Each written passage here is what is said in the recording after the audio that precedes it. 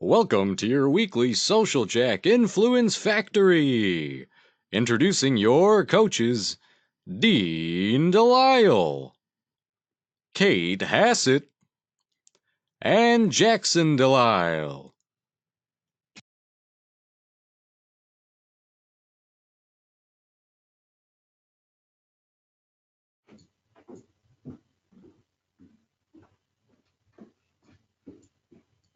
How about that? Hello, everybody. Hey, happy Wednesday. Yeah, happy Wednesday. Happy Influence Factory Day. How's that? We're going to name that holiday. Better. All right. Greetings from Northbrook, Illinois, where I sit at one of our banking clients in the office. So we'll just give a shout out to SunTrust Bank for hosting this internet connection that I have up here. It is good high-speed connection.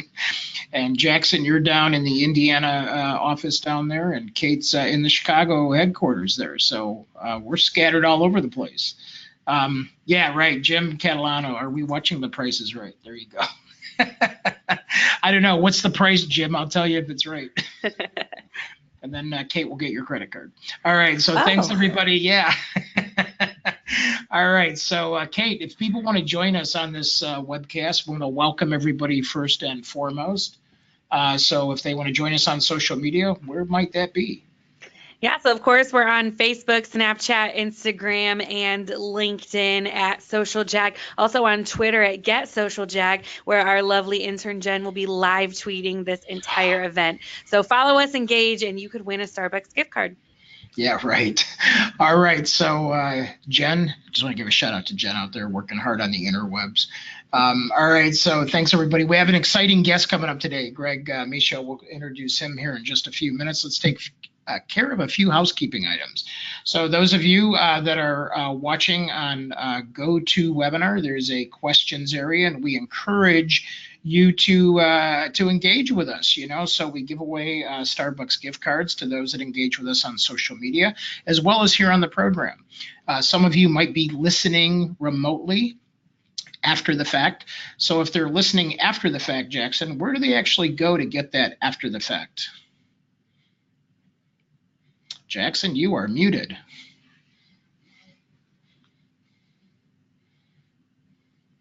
I got no sound from Jackson. Okay, so let's, Kate, you want to take a guess where we're? Yeah, we're on Spreaker, Stitcher, SoundCloud, and iTunes. And then, of course, we post the recording on YouTube. So yes. Whichever way you follow your podcasts, we are there. Make sure you're not trying to watch and drive at the same time. Yeah, that's our public service announcement. If you have audio issues, just click on the computer audio button there. It'll give you a phone number and access code. Also, type into the questions area. So this is my question of the day. We always ask like a social question of the week. Kate's like, what's it going to be? So what is your simple pleasure? Like if you could have anything, is it chocolate? Is it candy? Is it chips? What is it like, if, your sort of secret craving? You're like, I gotta have it. So what would it be? Type that into the questions area now. We're curious what your simple pleasure craving is. What is it, Kate? Macaroni and cheese. Mac and cheese. Got to be mac and cheese. Hands down. What about you? What's yours? I'm Doritos. I'm simple. It's Doritos. I'm a product of the I don't know, 60s, 70s, 70s. And I'm not 60s, but 70s. I like Doritos, Fritos, Cheetos, anything that ends in Eatos. Anything in Eatos. And maybe some Ben & Jerry's Chunky Monkey from time to time. Oh yeah, that's good. That's good stuff. Let's see. Tracy's chiming in here. We have Turtle Sunday. What about the rest of you? Chime in. Come on. It's time to be social. Engage with the show here. Okay, here we go. Now they're coming in. Let's see. Not simple, but German candy called heat cheese. I've never heard of that, but now I have. Thanks, Jim. All right. And so we have some ice cream, candy. It depends on now everybody's going to be like, dang it, Dean, why did you put that in my head? All right, so let's keep moving through the program here. Wayne says a Brewers sweep over the Cubs in the upcoming playoff series. Wow. Sorry, Wayne, that's not going to happen, but I'll be glad to bet you on it. I'll be glad to sit with you. We'll meet like halfway and do some cheese curds and some spotted cow. How's that? Good to see you on, Wayne. Tracy's like, yay, Wayne. And I'm sure Greg's saying that in the background too. Okay, don't forget Social Jack members, log in, get all your content, get worksheets. It is amazing the amount of content. We have people logging in from all over the world, so why don't you? So just become a member today and get all kinds of 300 or actually over 400 recorded classes. Kate and the team have a bunch of good 101 classes coming up like Instagram and Twitter and all that cool stuff. So make sure you log in and get those. Also, make sure you go there to download the latest worksheets. We have our influencer worksheets. We have our event worksheets. We give it all to you, so why not use it? Okay, so some upcoming events that we have. Oh, and make sure you log in to get your discount codes. All right, so real quick, we have, let's see, LinkedIn plus TiVo. TiVo is a new business scoring system. So we're going to automatically register you today for the LinkedIn plus TiVo equals new clients. And you guys will get the recording. So those of you that are logged in will actually get invited to that webcast. And we want you to, tune in, and so you'll get access to understand what TiVo scoring is, how you can score your prospects. You get a nice little prospect report. You use that with LinkedIn. It's the latest and greatest. Yes, Wayne, you got to check this out. Okay, so next, how to rock your personal brand. Is that coming up already? When is that, Kate? Is that like Thursday? Yeah, next week, right? The 27th? Yeah. Am I back in town? Yeah, I guess I'm back in town for that. Okay, so how to rock your personal brand. So we'll also make sure that you guys get access to that, and that is posted all over the interwebs. And Jackson, if they want to find the page that has all these flash classes listed. You can go to socialjackflash.com. That easy. Social Jack in a Flash. Socialjackflash.com has them all listed. All right, what's the next one? Ooh, let's see, how to convert LinkedIn connections to new biz. We gotta love that. And these are coming up, so just mark the dates. And yes, they're all going to be recorded. People are asking. This is the blockchain summit that a lot of you wanted some information on. So if you do want discounted tickets, it is going to be a live global stream, as well as live in Chicago. I think they're expecting like 300 or 400 people there. So if you do want discounted tickets, we are the source for that. Our Social Jack members always get discounted tickets. So just like Kate, Jackson, or myself know, and we'll make sure we get you through the doors and even to the backstage. We have backstage passes because Jackson does all the wiring. All right. And then, oh, yes, our Chicago workshop and networking event, how to be a business influencer. Kate, why should people come to this? Yeah, so obviously you have a fantastic network, but the question is whether or not it looks like it online on LinkedIn. So if you've been looking at everybody updating their LinkedIn profiles, wondering how you can, fast track yours, obviously you're tuning in Influence Factory, so you're making the changes, but this is everything slam packed into one day. It's going to get you from nothing to a really awesome profile and personal brand online. So make sure you join us. We got the waiting list going right now. And then we're going to be pay attention to our emails and stuff because we have some discount codes coming out this week. Yeah, and we have literally, it's I think after the waiting list is processed, we'll have about 25 seats left. And this is a live class. We're not going to stream this. We will record some of it. But it's you're going to be able to build your personal brand, build your story. You're going to work in a workshop with other people that are doing the same thing. We'll show you where to then publish your story, not just on LinkedIn, but other places on the internet to increase your overall influence. Then we're going to teach you how to build a powerful network, a network which, once you're looking good and once you're sounding good, the key is in the network. And then we're going to give you some cool tools for building thought leadership articles and all kinds of cool stuff. And then we're going to drive you into a networking event with Lou Malnati's pizza and some cocktails, and then help you connect up with the right people in the audience. So we're going to go through some cool exercises, but that's in Chicago, and I want to make sure all of you can make it there. Yes, Jackson? You can go to www.socialjackinfluencer.com to register. Yep, register there you go. For that class. All right, cool stuff. All right, how about some news today? What do we got? On to the news. So today we have 2 articles. One is Twitter is adding a new option to switch back to a reverse chronological timeline. What? So Basically what this is this is talking about how recently Twitter had changed their and updated their algorithm, as all social platforms do from time to time. They updated their algorithm recently to show you the most relevant tweets to the content that you're liking and engaging with and posting as well. So it takes all that into consideration and shows you the most relevant and best tweets first. Now there is a setting that you can change to go back to seeing them in just chronological time in a chronological timeline, saying, this person posted 33 seconds ago. So it shows you, the most recent tweets as opposed to the most relevant tweets.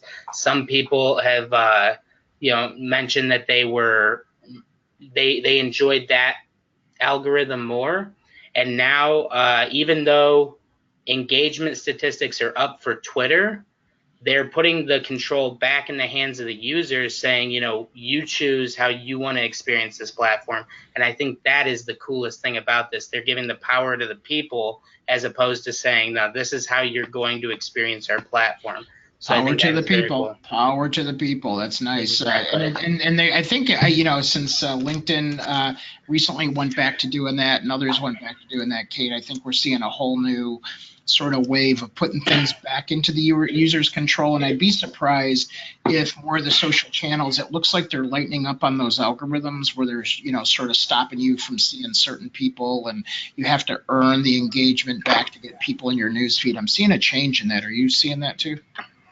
Yeah, and that's part of the push to make it all more authentic, and take away. I just see a push on every platform to take away like business posts and spammy posts and make make sure that what you're seeing in your timeline is what you want to see. I think that this is really interesting. The only thing I wonder is for businesses like us who run events, if we're moving around the chronological order of the timeline or the Twitter feed, and most relevant content is like most engaged with, is that going to be old events or old things that aren't really relevant anymore? Right. Digital changes so fast. I don't know if that will help or hurt us. So definitely things to watch in Twitter. I like that they're making changes. Yeah, and we'll let you know as we experience ourselves through that. So yeah, nice stuff. Okay, next article. Ooh, we have 60 seconds.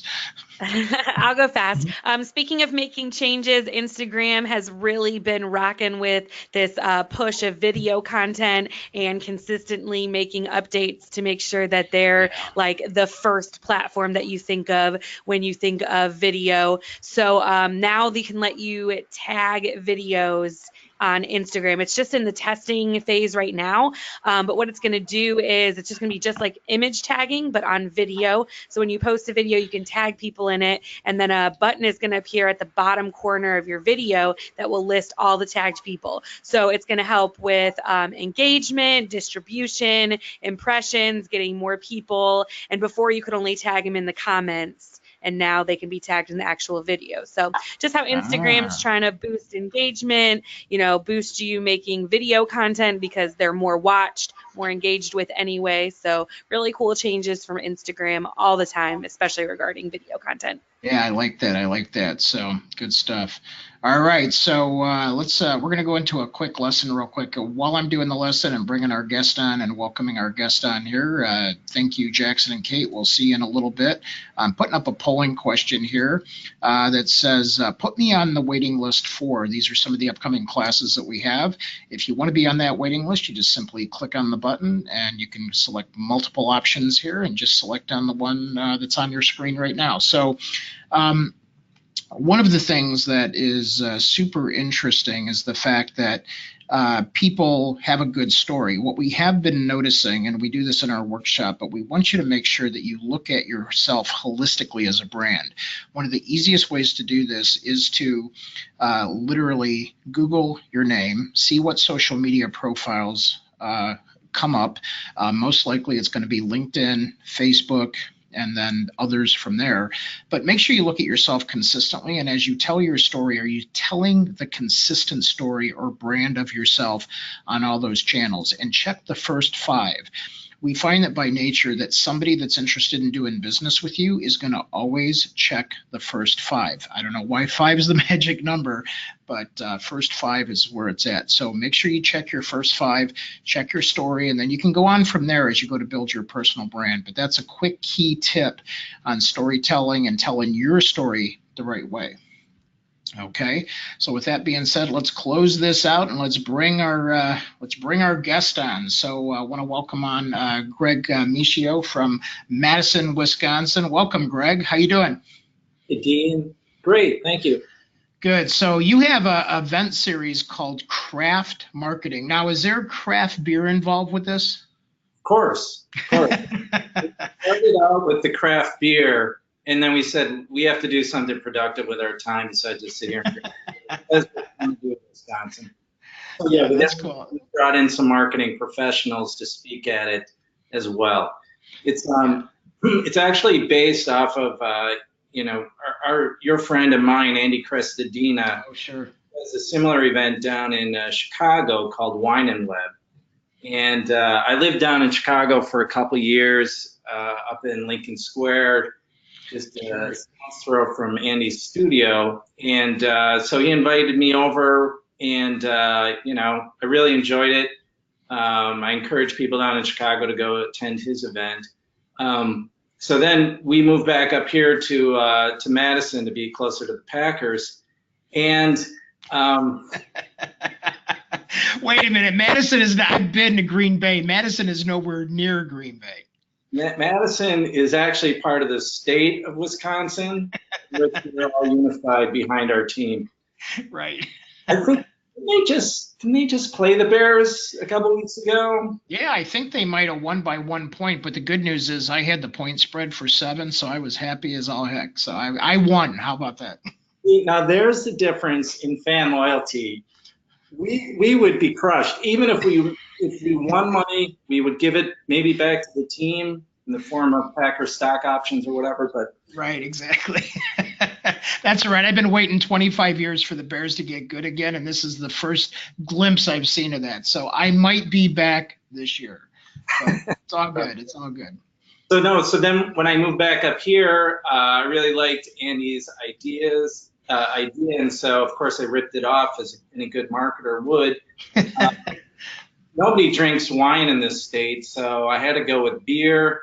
So we partnered with my company Windbound, partnered with the local AMA chapter, and so AMA and Windbound combined for this. And we go around. We originally started going around to different microbrews in town, and in holding an event there. It was a bit challenging because I had to go out and do all the research on the different venues. And do a lot of sampling. So we eventually, logistically, it was kind of an issue. So we wound up, we're settling on one on the west side, and we're going to be there for the foreseeable future. Yeah, and I'm telling you, it's interesting, just watching the evolution of craft beer come together with events. And as you know, there's massive events around craft beer now. So good choice. I mean, I think that's excellent how you're putting that together. Now, the stronger and faster than a lot of people, is that a lot of other stronger and faster people or a lot of slower people? Just typically, more basically anyone who crosses my path, I'm typically stronger and faster than. That's awesome. Particularly like fifth graders and below. Yeah, don't mess with those middle schoolers, though. You got to watch if you go to 6th, 7th, and 8th. They'll tear you up, man. All right, so, it's funny. When I saw you attended the World's Worst Film Festival, we used to have, seriously, like when I first moved into the city in Chicago, we would have these sleepovers, and just people would have to bring the worst film they ever saw. And I mean, this is how we got turned on to Toxic Avengers and, the Killer Tomatoes and Killer Clowns and all those crazy movies. The Toxic Avenger, New Jersey's first superhero. I know. So tell me about this. I was dying to ask about this World's Worst Film Festival, and then we'll get into some marketing. So what's that about? Well, so some dads play ball with their kids. My dad took me to movies. And so we just go to movies all the time. And he taught at University of Wisconsin-Whitewater, and they brought through the World's Worst Film Festival they had on campus. So, of course, he took me to it. And it was just, it was just an abomination. It was really horrible. Terror from Tiny Town, the most politically incorrect movie I've seen, filmed entirely with little people. Right. It was a B-movie Western. I remember. Attack of the Killer Tomatoes. Right. Films, and of course, Plan 9 from Outer Space. Yeah. Probably the best, worst film of all time. Yeah, there's a list that goes on and on, but okay, so good. So I'm not the only one that's attended those. Ours were self-organized. I'm just impressed that they actually organized one like this. There wasn't many people there, just a couple idiots like myself and my father and a few other. Yeah, right. All right, let's switch over a little bit to marketing. Now you specialize. This fascinates me because we've had Ellie Deutsch from McDonald's and Miri Rodriguez from Microsoft, and you hear them, all the things that they're doing, and they do it with small teams. And so when you said, man, I specialize in small teams, I'm like, do you understand how much marketing falls onto small teams? And I think today it's crazier than ever because there's so many channels. It used to be, okay, Dean, you're going to get promoted. You're now in charge of email marketing. When email marketing first came out, or think about fax blasting. Do you remember fax blasting? What's a fax? Yeah, exactly. I was waiting for that look. Now I'm dated. But, so any type of marketing, then all of a sudden, so it's like this collective marketing thing. And now all of a sudden, these teams are just inundated with like, oh, you're running ads, you're doing this, you're, social and pay-per-click and now influencer stuff. So tell me, what's your definition of a small team, at least how you're looking at this? Well, it seems to be, when we were trying to get our focus as a company, and I had been doing content marketing on my own. My background is I'm a writer. I was a copywriter, and kind of, back from the Mad Men days when I worked in agencies and write print ads and brochures, and that was fun. Those were fun times. And so, I was doing a lot of writing, and so naturally I went out on my own and I freelanced. And this was right about, this is a wise move. I think it was back in about 2007. I'm like, there's a recession coming. I got to get out on my own with no health care. It's a smart move, especially when everybody's going to be pulling in their ad budgets. Go freelance. So I did it, and recession makes you really bring value forward. So I really kind of embraced the whole content marketing, was really starting to come onto the scene then. And, started using HubSpot and got introduced to that world. And so then when we started, I started doing this, and my clients were, because I was on my own, and my clients were relatively small. They'd have like 1 to 2 people, 2 to 3 people in the marketing department. And, we started working with teams, and they all wanted to do content marketing, but they couldn't get to the content. They didn't have time because, there's 2 reasons. One, writing, especially, with content, writing content is just a time vacuum. It takes forever. Again, back to Andy Crestodina's annual blog survey, I think the average post right now is upwards over 5 hours. And especially the way we do it with collaboration with other people, it's incredibly time intensive. Well, there's coordination going on too, right? Oh, yeah. I mean, there's things flying around. And then 2, it's writing, and everybody hates writing. I mean, I'm a writer and I hate writing, do it. I have no other talent. So, and I'm not even sure I'm that talented at writing. But that was what we saw was, a 2-person team with a lot of automation and a lot of tech tools can manage a lot of these things and can crank out stuff and jump around. It's a frenetic pace. You're jumping all over the place, but you can pull it off. But when you try and switch gears and write content, it's tough. And especially if you're not a natural writer. And you really have to be, especially now the posts that we're really seeing, which are getting the most shares and drawing the most links, are upwards of over 1,500, 2,000 words. So right. it was a glaring need. And then I thought, well, once it seems like teams that are getting over 2 to 3 people, then they can hire a writer. Right. And so we just, because people would ask me, like, how big of a company, what company size you work with, like how many million in revenue? I'm like, I have no idea. They're not Are you kidding? But Right. this seemed to be the defining, what really defined it for us. As you were talking about that, I couldn't help thinking. So I tested this, and it worked some, didn't work some. And my big thing was because before this, we've been doing webinars forever. Before webinars were a thing. My first .com was a webinar production company, and everybody was like, "What's this?" It was like all new ways to educate people. Back when people were still shipping boxes of DVDs out. So it was before the war. So anyway, but as I was doing this, I'm like, well, we're doing the effort of these. So we have a PowerPoint deck, we have a video, we have people that are involved in interviews, and so getting down to scripting every show wasn't as much heavy lifting as sitting down, like you said, and plotting out a content calendar of topics and themes and staying within that discipline and then getting people to participate. And that was just like, whoa. So what's your secret? So as people are sitting here and feeling overwhelmed, as I just made those few comments, so what's your sort of plan to say, okay, let's take a step back from this. This is how we should approach this. How do you get people off the ledge? Well, it's like anything. If you've got good planning, it makes everything go easier.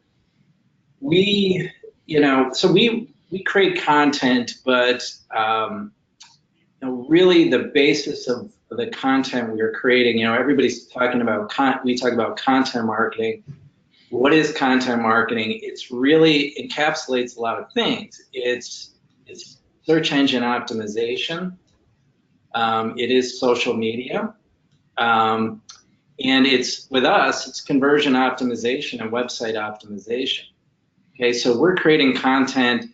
So let me just take a step back. So there's 2 reasons why people go to the website primarily. They're going for an informational search. They want to get an answer to a question they have, just find out some information on a problem that they're dealing with. And those are typically like answered with blog posts. Or they're going for a transaction, they're going to buy something. And those are what we call buying pages or selling pages. So, those are the 2 intents. And so when we're doing our content marketing, we're writing for both pages and we're optimizing for them. This is really, content to us is about search first and foremost. So right. Getting your content optimized through every stage of the customer journey. Okay, from that informational stage to the point where they know what your solution is. They might not know you, but they know what they're looking for. Like if they're looking for a lawnmower, so they're starting to get to where their problem is solved. And so we plot out and keyword optimize content for each stage of that customer journey. Got it. So when we start with the keyword research, that's how we start, is with the keyword research. And, I don't think people think about keyword research and SEO in terms of it's really customer research. Right. phenomenal customer research. You're finding out what your people are really searching for. And it's kind of interesting. I mean, when we start out our whole strategic planning and onboarding with a client, we do a thing, because these are all small marketing departments and not many of them have huge budgets. We do a little process called guerrilla research. And what it is very simply, we call 3 clients or prospects and we go through a one-on-one phone call. And it's qualitative, and then our UX person analyzes the results, the transcripts of the calls, draws some conclusions and similarities. And then from that, we start out at that top of the funnel with what are these people interested in before they're even getting to where they're looking for your product, and looking for things that are important. And so, we can kind of get on the radar up at that top level of the customer journey. So, and do you get into behavior in there too? So do you categorize that at all? Like what they like to do and have? Yeah. Sure. So, yeah, I'm always thinking of the social connection and where people collect and gather, and then that whole piece. Yeah. So like one of our clients, trying to think of how I can answer that without giving you trade secrets for some of the research we've done, but definitely. So, like I always use the example of sunscreen. Okay, you're selling sunscreen. We want to take your content all the way up to what are people who are buying sunscreen, and then what are they interested in? So, let's say it's a helicopter parent and they're really safety conscious about their summer vacation because obviously they're using the sunscreen.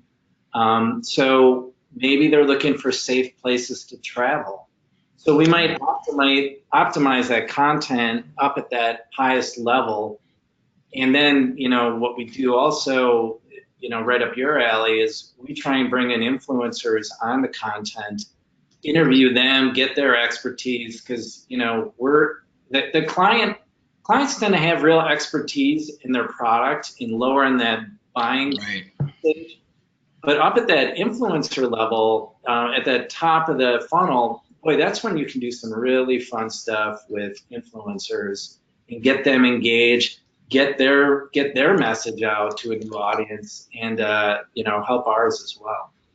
Yeah, for sure. And so as we're talking a little bit about the collaborative content piece, I think people have a hard time getting their head around what that means and how to go about that. So can you just take us through the journey of, okay, how do we start? But before I do that, I just want to bring up that this is not a craft beer, but my son gave me this for Christmas. It's a Duff beer tumbler. One of the greatest gifts I've ever received from my son. And I have no idea what brand this is, but this is the coldest device I've ever had in my lifetime. I'll go to an airport, fill it with ice and water, and I'll land 2 days later, and it's still in the cup. It scares me. I almost think like it's science fiction or something. But. All right. So the question was, as we digress. No, but about collaborative content, because it's like, so people would be like, well, how do I get started? Who do I pick? Stuff like that. So. Yep. It's not always that easy. And what we really try and do is get up, like I said, the best collaborative content we find is at the top of the funnel, the top of the customer journey. And, it's really pretty simple. You reach out to them and you ask them if you can get a quote, if you can interview them. So, there's a couple different posts that you've probably seen. There's like the expert roundup, where you'll get like 25 experts tell you, what buy your coffee or whatever. So that's one thing. So you can reach out to a ton of different influencers. And I mean, this is like a high art with some content marketers. I've I've been to presentations where, I mean, they'll take you through the process and their secrets, and and it's almost become like a journey to see how many influencers you can get. Like 1,452 influencers tell you, what lawnmower to buy or whatever. And you're like, Right. Really, am I going to read all that? We try and do with those kind of roundups. We try and get as many as we can, but we also kind of try and put some context around it. Like, I've got a couple posts up. I did one on how to get starting in in content marketing, and I reached out to influencers, from Andy Crestina to Jimmy Dietrich, down to some friends of mine here in town who have smaller agencies and don't have kind of bandwidth that those guys do, but getting insights and then molding it into a context and a narrative that people can sit and actually read one of those and come away with a lesson from. And I think that's the real value of one of those big roundups. But we also do collaboration with micro influencers, and I know you talk a lot about that too. That's so important too. So we have, like, especially if you get into a niche industry. So Right. we have some manufacturers who do very specialized products, and it's a very tight little ecosystem that they have. But within that ecosystem, there's a lot of suppliers they work with. There's a lot of partners. And there's a lot of expertise that you can reach out to and collaborate with those people with. And the beauty is that, you put it up on your site and they'll link to it from their site. And that's an inbound link, which means authority. And, those buying pages I talked about before, that's how you get ranked with those. So we're really all about organic rank. And that's a key strategy that we have. Yeah, and you talk a lot about that on your website, which we have up, W Inbound, for those of you watching. And so this is the time, folks, to ask your content marketing questions to Greg here, if you have any, and just please ask that in. So a couple of questions coming in are, how does video play into this? Because, the whole world's talking about video and video content and things like that. So in your world, we've talked a lot about writing. How does video play into this? Yeah, that's a great question, and that's one we definitely keep an eye on. For right now, Google's already starting to take a look at video and transcripts and closed caption and optimize for that, and Right. put that in their algorithm. But by and large, I always feel like, video, especially on YouTube, fantastic for like how to and home repairs. Even, this is going to maybe scare some people, but I know people in hospitals who will look at some surgical procedures sometimes and just to jog memory or just get some insights. But, Right. the use of video, primarily how we use it, is to promote the post. So we'll create something for social media because, just the link doesn't seem to quite do it as much these days. And we'll use that to promote. We'll do a short video. Absolutely, you can create a longer video. What we do, and this is what we tell all our clients, is, look, right now for search, it's text. And if people really want to research something and do some in-depth digging, I don't know, I have to read something. I need an in-depth article. I always use this example, like, say you're searching, your loved one has a rare form of cancer, and you're going to go out and do research on it. And you come across this first article, and it's 500 words. It's a little blip. And then you go back out, and the next word column or post is 2,000 words, incredibly in-depth, has the answers you need, covers the subject exhaustively, which one are you going to pick, and which one are you going to, rely on? Within that, now, does video have a role? Sure. I mean, I think you need that base level of the content and the written content. You can repurpose it in video. You can do all kinds of things with video. Would I start with video? Right now for search, no, I wouldn't. Will that change in the future? I guess so, but then it kind of comes back to, really how are people absorbing that content and How are they consuming, right? Yeah, it's what's the consumption, right? Mike asked a good question here. When working with small marketing teams, what things would you suggest outsourcing in terms of marketing? Like, the blogs, the videos, social, like if you're going to pick something to surrender and just focus on internally, do you have a formula or a methodology for that? Yeah, I think it depends on your strengths. So I notice with our clients, we've got one client who's big on the analytics. So we provide really in-depth analytics and analysis, which he uses, but he really, that's his wheelhouse, analytics. That's where he focuses. I've got another marketing director who's a phenomenal designer. So she'll jump in and do a lot of the design work. So I think about what your strength is and then outsource off of there. That being said, the reason why I think with content it's such a good thing to outsource is it's such a different mindset when you have to sit down and do content. And it's like you have to unplug. You can't read your email. You gotta focus, and you gotta be really disciplined. And I own this company, and I wear a lot of hats here, and I still have a couple of clients that I write the content for. And I'm telling you, it's hard to when I was just writing all the time, that's a life of the mind, and you're just you're right. That mindset, and it's a little bit easier to do that.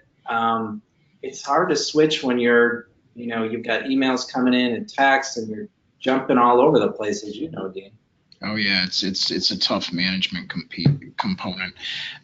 Let's switch over. We've mentioned the term influencer, and we specialize in the micro influencers, and we see everyone as an influencer at their own level. We score them, and then look to where we can take them, and then we have a whole program for that. But you also have a mechanism by which and techniques that you utilize influencers, correct? So can you share with us some of that you're doing? Yeah. So I think how we typically do it is we collaborate with them on the content. I mean, that's what we try and do first and foremost, is really collaborate with them, get their insights, and Wayne Breitbarth, who I think is on the call right now, phenomenal at LinkedIn, and we've written an article with Wayne that we pulled a ton of his insights from. We love doing that, and I think what's great about it, and what is really exciting for the company, and I'm sure you get this a lot, Dean, though, but it kind of gets this company out of their little shell. They're right, drinking their own Kool-Aid. Yeah, right. Yeah. And it's just like we know everything, kind of mentality. Without a doubt, we're the expert. No doubt about it. But boy, when you have to reach out to other influencers and integrate them with what you're doing, it's going to make you better. It's going to expand your view of the world. It's going to expand your outreach. It's exciting. It's very exciting when you get a big name, and even just a peer in the industry who's working with you and sharing your stuff on their site. I love collaborating and seeing people share our posts. I love sharing their posts. It's very, I don't know, it's very exciting. I mean, because but there was some study that said that the number one factor that increase. I don't know what study this was, but they were like, what? I'm not making it up, but what led to longer life? And they found that the people who had the most social interaction lived the longest life. And Wow. yeah, I know, which isn't good for a guy who works from home and just sits here with his dog all day. That doesn't bode well. No. You get out. You were at a social media breakfast this morning, so. I was, and I make it a point to get out and go to these networking events and not just drink beer, but also go to the breakfast things where I don't drink as much beer, but Right. yeah, it gets people out and interacting, and it's just good for you in so many ways. Yeah, and so those, so can you just help our audience? A lot of them are, what do you call it? They're blossoming influencers, right? So they're just coming to their point. So what do you look for specifically when you're selecting influencers out there? Okay, so I typically look for three things. Number one, knowledge. Especially this really applies to those niche areas. We've done posts with people who have no followers. They're just kind of experts in the industry, but they have so much to offer and so much insight. So, we did a post with someone, and that keyword is now ranking number one. Wow. And this guy, nobody knows who he is except people in the industry. Got it. Yeah, not even on social. He's a consultant, but Right. he's great, with what he does. So I look for knowledge. So, somebody's going to teach me, is going to teach my audience. Number two, I do look to see if they're having a following and they're active on social. We can tell pretty quick who's legit and who's buying followers and all that stuff. You can see the people who are interacting with their followers. And three, I think the third thing would be someone who just has a group that is like really devoted to them. So not just followers, but people who are just huge fans of them. So I was fortunate enough. I had Ann Handley from Marketing Profs contributed to a post, and I think I posted it, or she retweeted it or something, or I think I tweeted it, and one of her followers saw it, said like, Ann Handley is the best. So I like people who really believe in those influencers. So I think that was those would be my three big ones. Okay, cool. Yeah, and so I think that'll help folks out. So, no, that's great. And then, so in terms of you staying up and learning, because we all follow certain people and listen to certain podcasts. So, out there, give us some names of people that you're tuning into or content that you like to learn from. There's this guy Dean Delisle that Don't know him, but I heard he works really hard. He's great. Well, we mentioned Andy Crestadina down at Orlando, of course. Jenny Dietrich from Spin Sucks, who is very cut her teeth and is specializes in PR, but really is amazing at content marketing too, and also has a lot of great content about owning an agency. So she's that's cool. Mentor out there as well.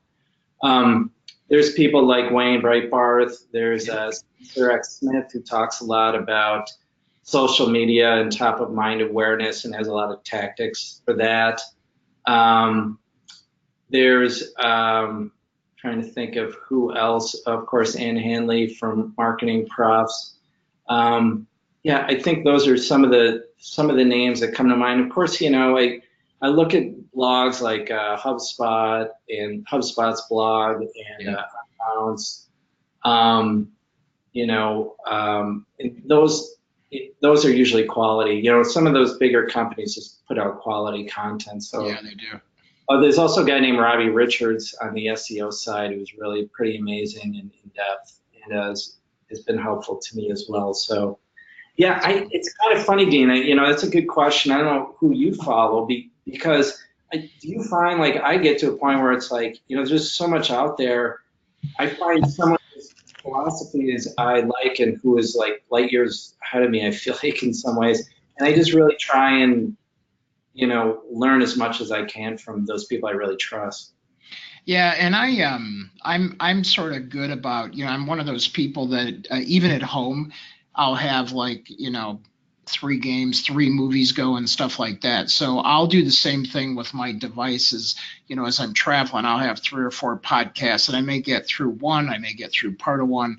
But like you said, it's having that beginner's mindset and knowing, what, there's always something new to learn, or something that you knew that you forgot, or something to remind you or reinforce an idea that you have. So I'm excited about the fact that there is so much to choose from, and everybody that you named, plus, are all great sources. So I hope, the content doesn't stop. I mean, it's just a blessing to be part of this, this time in our lives. One more I'd add is the American Marketing Association. Yep. I'm a member, and boy, I get their magazine, and I'm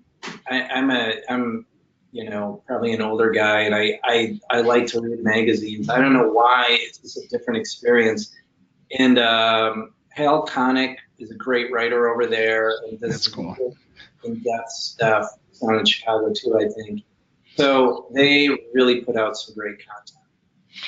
Yeah, cool. Well, let's bring Jackson and Kate back, and we have another poll up on the screen there, and then we're going to select our winners. And man, it's like and I made a whole bunch of notes here, Greg, as you were talking. I'm like, oh yeah, that's something I need to get back to. We always need to work on something ourselves too, right? In terms of our business and things like that. So, but anyway, it's exciting to have all that pulled together. So I'm going to close this poll out. Let's see, we've got Kate. There you are. How you doing? Hi. Good. Jackson, we lose you? You back there somewhere? So Kate, what did you learn from Greg and what we were?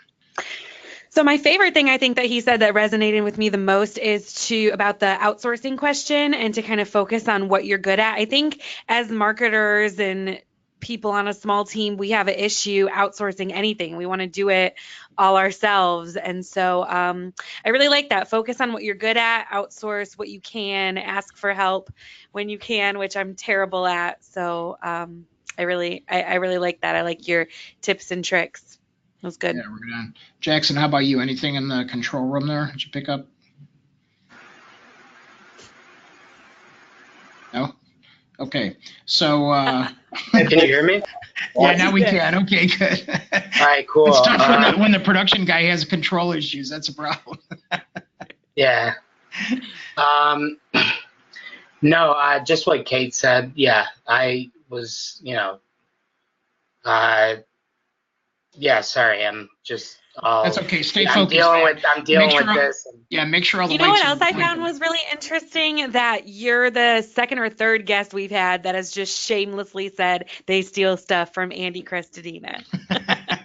Like you're an orange. Andy says he takes stuff from other people because he'll go. It's so funny. Here's the thing that we did with Instagram. He was like, "I'm going to tell you, this is what I did, but I got this from so and so at this event," and then he shared it with us, and then we're like, "Okay, we got this from Andy Crestodina, who took it from so and so." So it's just I rip off stuff that works. That's my that's my value. That should be the name of your book. I rip off stuff that works, and a whole book of stuff you've ripped. That would be the best influencer book ever. Please put me in there. Oh my gosh, too funny. Shameless plug. You always ask to be put in a book.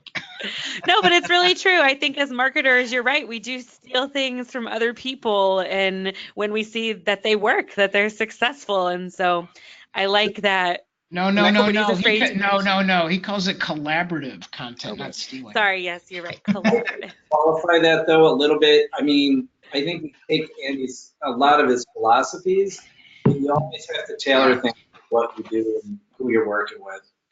When I think we're attracted by that, right? So it's like if we find people that have like philosophies and like, I drew out right away that you use collaborative and, influence, or just some of the words that you used on your website. I was like, I felt a connection because those are some of the same words I use and we use within the company. So I think I felt a connection because of the craft beer events. That's what. Right. That's why I want to go to Madison. That's why it's on my bucket list. So. Yeah, we'll get a trip up there.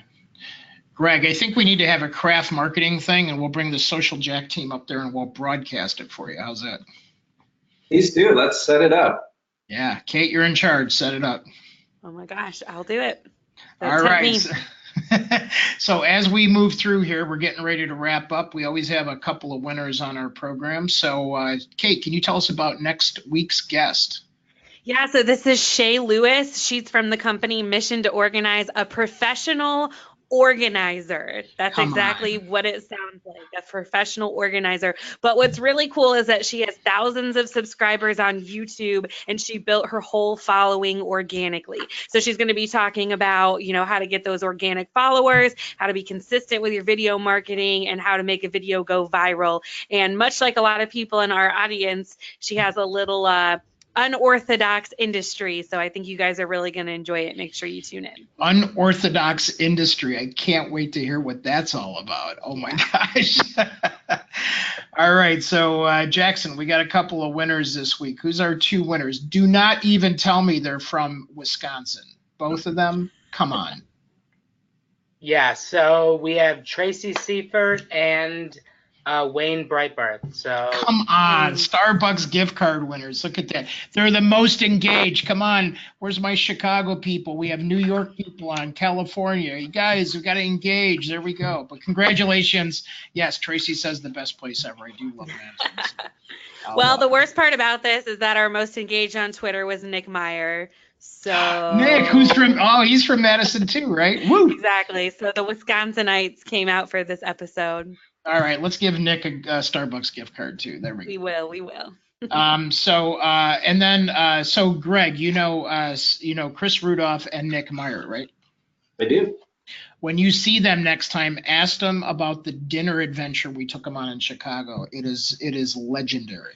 Ooh, I will do that. But I won't talk about it on the air. All right. So with that being said, just want to thank everybody, how much we appreciate you being out there. Remember, when you connect with somebody today, think about the things that Greg talked about and share that with somebody. So if you learn something and you're putting something to best practice, we always say take one thing away and put it into practice today.